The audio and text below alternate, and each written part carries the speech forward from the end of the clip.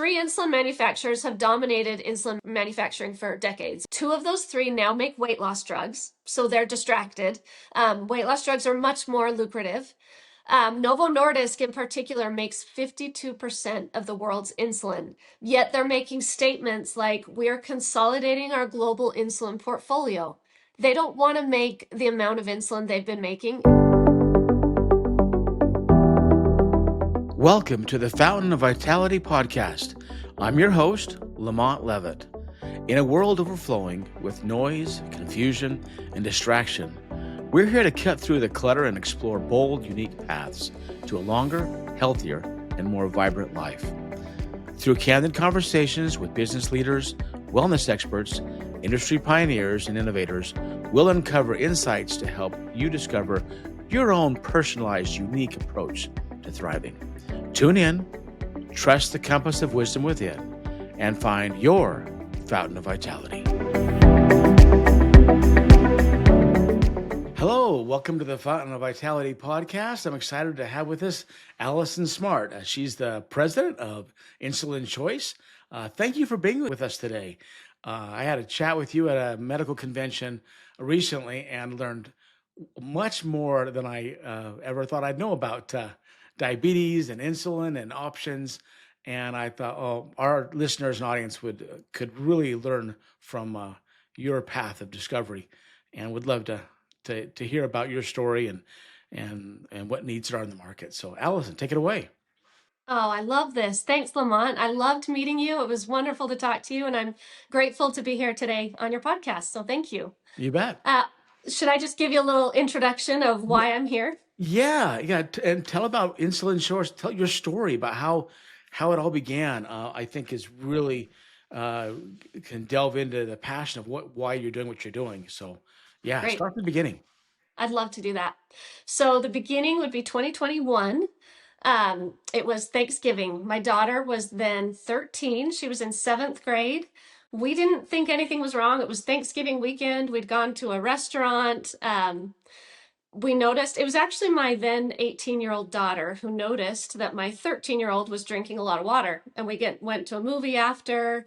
She used the bathroom a couple times. And my 18-year-old came up to me and said, "Mom, she's showing the signs of type 1 diabetes."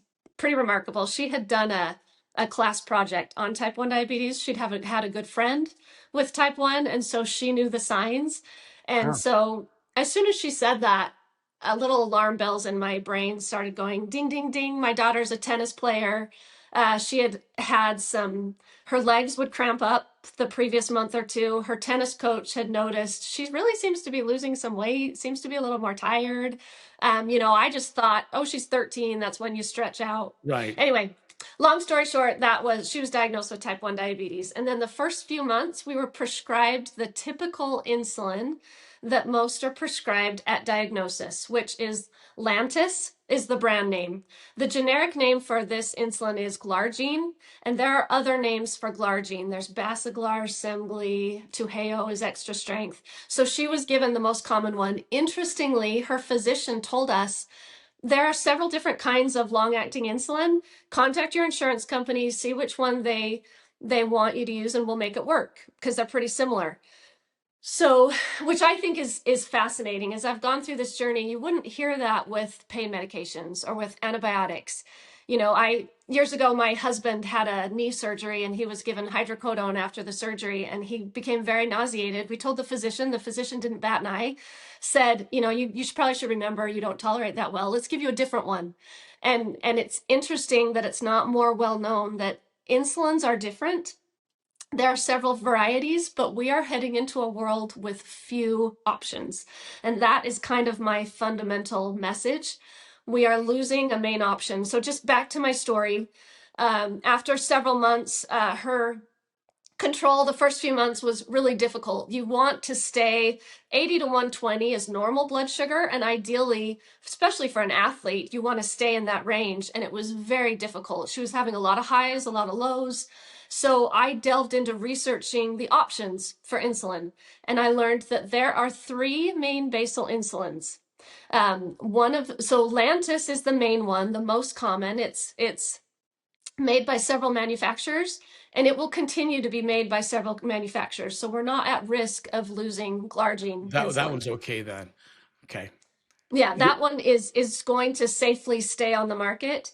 The other two basal insulins, the names are Levemir and Tresiba, but the generic name, although there are no generics, are Dedamir and Degludec. So I'll refer to them by their generic names. It makes it a little easier. Novo Nordisk is the sole producer of those two. Novo Nordisk removed Levemir or Dedamir from the US market in December, so 9 months ago. It's still available in most industrialized countries, but it will be removed from the worldwide market. We think it'll likely be in December of 2026. We don't know for sure. Some countries have gotten that notice. Not all have gotten that notice yet. So Levemir is off patent. It was off patent in 2019, and I can get into why no other manufacturers made that in a little bit. But there still is Tresiba or Degludec, and that's still on patent for several more years. But our argument is, so bottom line, I just want to get this out there in the beginning. We're not trying to force Novo Nordisk to change course or continue to make it. We want another manufacturer to be able to make it. But in order for that to happen, we need a couple things to happen. It would super help if Novo Nordisk assisted us in a couple different ways, or the FDA, if they would recognize this and address it, and funding would help also. So that's kind of the Okay. main. I wonder, should I get back to my journey, or do you have some questions before I get to that? Well, I guess the first question I have is um, there's different choices, and obviously you need this other choice for your daughter. So I think maybe it does make sense to get into why a certain insulin is needed that is being phased out, and why the other insulins won't work for you, won't work for I'd her specifically. I'd love to do that. Okay. So Dedamir, which is Levemir, we switched to it about 4 months after her diagnosis. It was a wonderful switch. It has a shorter time of action. So one injection of Dedamir lasts about 8 to 14 hours. One injection of glargine lasts 20 hours. And so there's a real difference there. So Dedamir is usually dosed twice daily, but there are some who only need it once a day, and there are some who are even able to make it work 3 times a day. And different people have different needs. The reason it was great for my daughter and many teenagers is when you're a teen, you have many growth hormones and, a menstrual cycle, and hormones are one of the drivers of insulin need, and your insulin needs change. So her insulin needs change dramatically throughout a cycle, and we're able to match that quickly with Levemir. And she has very few highs and lows now, unsafe highs and lows. She stays in a safe level where she's able to play tennis almost every day. She's had very little disruption to what Nice. she likes to do due to diabetes. And it's harder for us with the glargine insulins. And there are other people who uniquely need Levemir. It's really the pregnancy argument is huge. Levemir is well proven in pregnancy. There are randomized controlled trials well showing that it's the optimal basal insulin used in pregnancy. And now that it's not available, women are given either glargine, sometimes Tresiba, sometimes even NPH, which we haven't used in our argument because it's an intermediate insulin and it's known to not be a really good replacement for most with type 1 diabetes. But for pregnancy, your insulin needs change drastically throughout the pregnancy and especially at delivery. So having a shorter acting insulin that's well proven makes that management much easier. In a pregnancy, you want to keep your blood glucose in this range for best optimal outcomes, pregnancy outcomes. And so this insulin, a lot of physicians prefer this insulin for pregnancy. So that's a big part of our argument. So this is critical for someone who has diabetes that wants to have children. Not having this choice, it would really stifles her chance at getting pregnant and having kids. Yeah, well, and some would argue, oh no, people can figure it out with the others, and that's true. And some do use insulin pumps, and I need to address this for a minute. So, Okay. if someone's using an insulin pump, that uses fast-acting insulin, so they don't typically need long-acting insulin. But some people with insulin pumps need to go on breaks, so they need backup. And I think you need to also remember the initial newly diagnosed are not put on pumps right at first. Women with gestational diabetes are typically not going to use an insulin pump because their need for insulin is temporary. Also, there are people who have used a pump for a long time but can't later for a variety of reasons. And actually, the statistics are that 60% in the US who need insulin still use a regimen of injections. Only 40% use an insulin pump. And worldwide, it's only 20% that use an insulin pump. So that's been a common argument. Well, everybody can use an insulin pump. They're too expensive for some people. Some people don't tolerate the adhesive. Some people would prefer not to. Some people look at their whole life and think, I might want to use an insulin pump part of the time, but I need to have options if I'm not using the insulin pump. And if in the future glargine is our only option, that's really problematic. Okay, makes sense. Makes sense. Well, what a journey. So your daughter, when did you decide working with her that it was after 4 months or so that you needed to make a change? What were those things, anecdotally on that story, that why you needed to make that change? What was it? What was not working for her individually?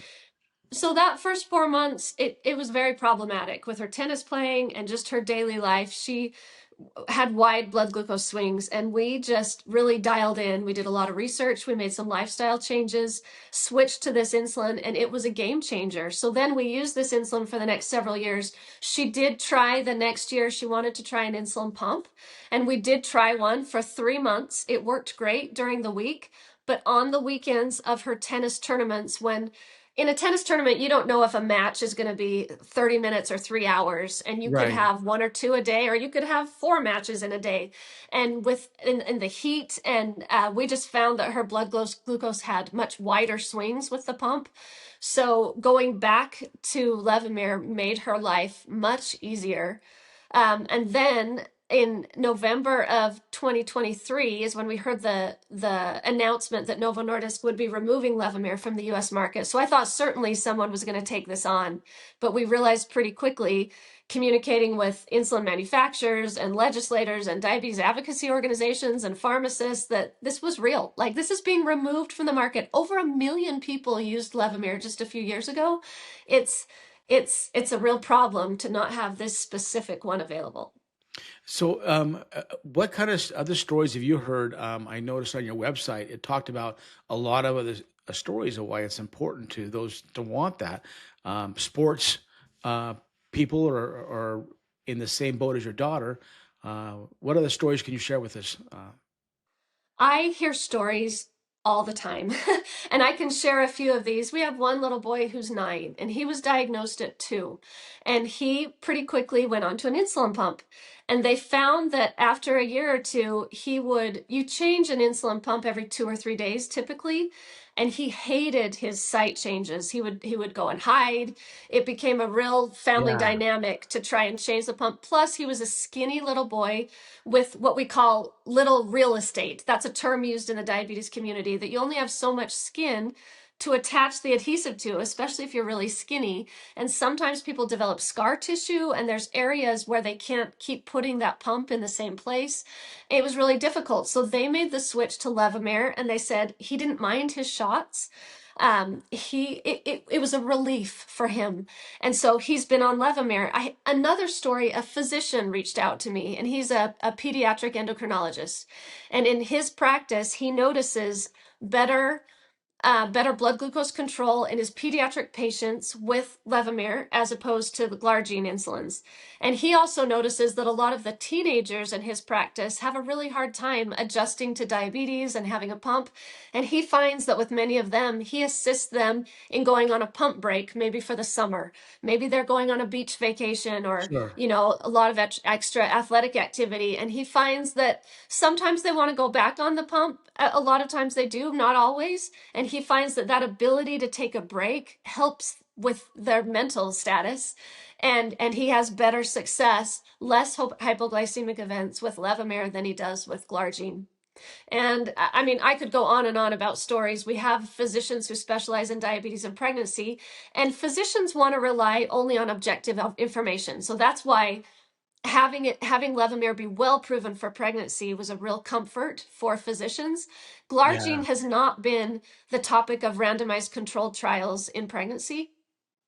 And some of these physicians have told me that the last few months since Levemir has been unavailable for their patients, that they've seen increased problems. But then people say, well, that's not a study. Well, who's going to fund a study on using an inferior insulin in pregnancy and maybe seeing increased NICU admissions or increased early deliveries or large birth weight. We don't have a Yeah. study on that, but I'm telling you that physicians are saying this is more difficult without Levemir. Yeah, and even though it's considered anecdotal, not a full study, you're seeing a pattern Yeah, from the feedback you're getting. Okay, right, for sure. are you finding that with insulin, with the other manufacturers, that there's patients that do better with those, and in what conditions? I know your daughter does better with Oh, Levemir. So, what's yeah. an example of someone who might work better with some of those other options? Glargine or Tresiba, for sure. Yeah. There are definitely people that love those insulins, and I haven't gotten into some of the other differences. So the main difference is the time of action. So Levemir, one shot lasts 8 to 14 hours. Glargine, we're using 20 hours. Tresiba, it's 42 hours. And you still take each of them, usually every day. Some you take more than once a day. But the longer action means there's a longer tail and it takes longer to see a difference. Actually, some people love Tresiba or Degludec for that reason. They love the longer tail. Um, that works well for some. So Levemir and Tresiba are made using yeast, and glargine insulin is made using E. coli. And there are actually some people who their bodies prefer one or the other. So there are Oh, some okay. who do tolerate glargine better, or some who do tolerate Degludec or Detamir better. There's also so Levemir is the only one that you can dilute. That's another reason that's important. Without Levemir, we don't have a long-acting insulin that you can dilute. The reason that's important, some little children need tiny, tiny doses. So parents are eyeballing a half unit on a syringe, which is like a drop of a drop. But if you can Wow. dilute it, it makes it Wow. much easier. Glargine has a longer profile, and some people do like that. Um, and some people definitely are doing fine. I'm not, I don't think any method is a poor method. We need them all. And in my eyes, basically the methods are you can use an insulin pump, you can use Levemir or the glargine insulins or Tresiba, and there are even some who still use NPH, which is available at Walmart over the counter. That's less common, but there are groups that need NPH, and NPH is the other one well proven in pregnancy, so it needs to stay around. And Okay. um, so those are some of the differences. So Levemir and MPH, if you're trying to get pregnant, are the best in your Mhm. opinion. Yeah. Okay. And well, the research shows that. You can Yeah. Google it or chat GPT what long acting insulin is best for pregnancy, and it'll definitely show It'll you. come back with that. Okay. Yeah. All right. Are you finding obviously teenagers and athletes, Levemir, you're saying is good for. What about middle-aged people, older people? What are your thoughts there on what's better for those So individuals? women in perimenopause, I have a lot of women who have said there's no way I could have gotten through that perimenopausal time. It's kind of like a second teenagerhood where your hormones are a little crazier than Uh-huh. they were. And so they love it for that reason.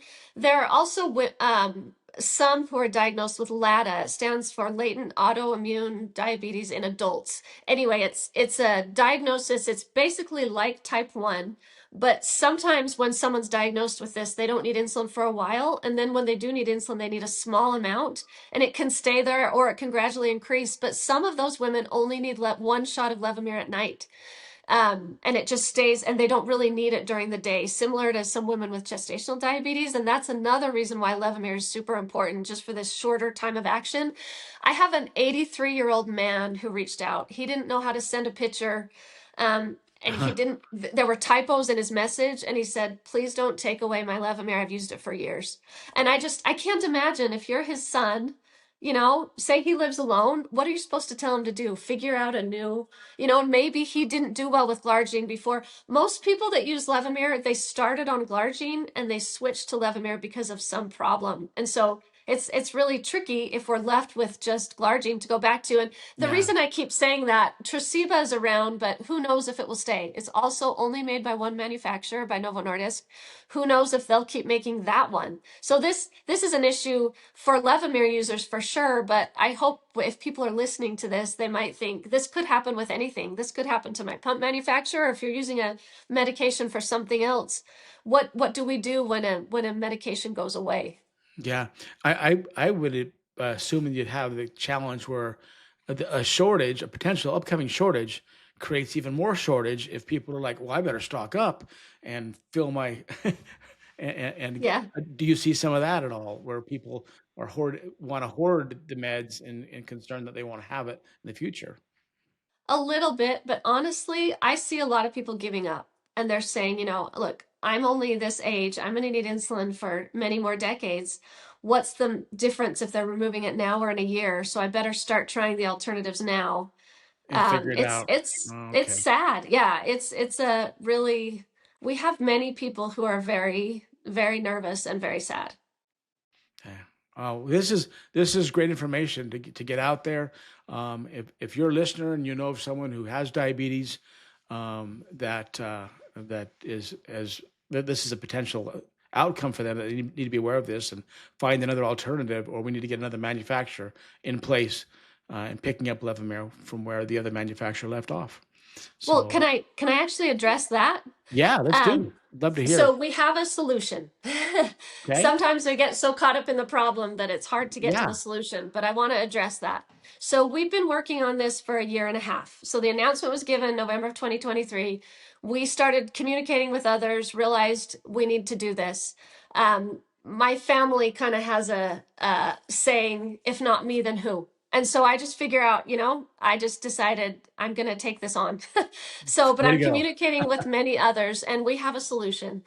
So within the first few months, we were talking to other manufacturers, and there is a manufacturer who's sitting waiting to make this. They are ready to go. In fact, they reverse engineered Levamir, and they could make it. They did animal studies and showing that it was similar. So to get it from that point to the market, we need three things. Number one, Novo Nordisk could help us. And I realize any of these three things could happen and it would get us over the finish Over line. the edge. Yeah. So yeah, Novo Nordisk could help us in a couple different ways. They've not agreed to help yet, but we are communicating with them. Number two, the FDA could address this, and I'll come back on how they could address it. And number three, funding would help amazingly. So let me just go back. Novo Nordisk, there was a hearing last year that we worked with. There was a Senate Help Committee hearing where they brought in the then CEO of Novo Nordisk to talk about the high price of Ozempic and Wegovy. And we learned from many Senate offices that even though the hearing wasn't expressly about Levemir, it's related, so it could be addressed. So constituents in the states where those senators represent reached out.